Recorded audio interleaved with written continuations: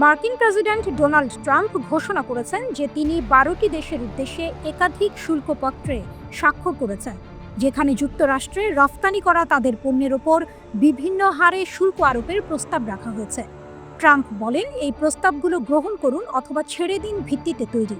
আগামী সোমবার আনুষ্ঠানিকভাবে তা প্রকাশ করা হবে।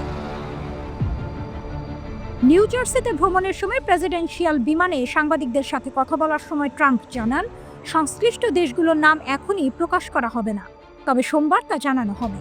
ট্রাম্প গত বৃহস্পতিবার বলেছিলেন তিনি আশা করেছিলেন যে যুক্তরাষ্ট্রের জাতীয় ছুটির দিন শুক্রবারে প্রথম ব্যাচের চিঠি পাঠানো যাবে, কিন্তু এখন সেই পরিকল্পনার বদলে সোমবার নির্ধারণ করা হয়েছে।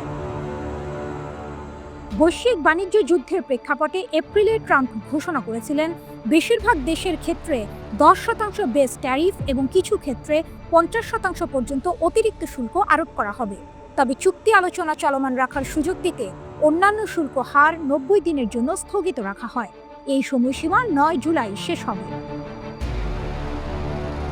ট্রাম্প শুক্রবার জানান শুল্কের হার 70% পর্যন্ত বাড়তে পারে এবং অধিকাংশ শুল্ক 1 আগস্ট থেকে কার্যকর হবে। তিনি বলেন, আমি কিছু চিঠিতে স্বাক্ষর করেছি এবং সোমবার সেগুলো প্রকাশিত হবে।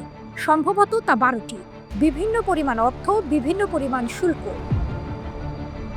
প্রথম দিকে ট্রাম্প প্রশাসন জানিয়েছিল তারা বিভিন্ন দেশের সাথে শুল্ক বিষয়ে আলোচনা শুরু করবে, কিন্তু জাপান এবং ইউরোপীয় ইউনিয়নের মতো বড় বাণিজ্য অংশীদারদের সাথে আলোচনায় বারবার বাধা আসায় প্রেসিডেন্ট ট্রাম্প আলোচনায় আগ্রহ হারান এবং তার ভাষায় চিঠিগুলো আরও ভালো, চিঠি পাঠানো অনেক সহজ।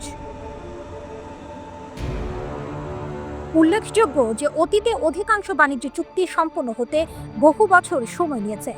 এখন পর্যন্ত যুক্তরাষ্ট্রের সাথে 2টি চুক্তি সম্পাদিত হয়েছে। যুক্তরাজ্যের সাথে একটি চুক্তিতে মে মাসে 10% সুদ হার বজায় রাখা হয়েছে। এতে অটোমোবাইল ও বিমান ইঞ্জিন সহ কিছু খাতে অগ্রাধিকারমূলক সুবিধা দেওয়া হয়েছে।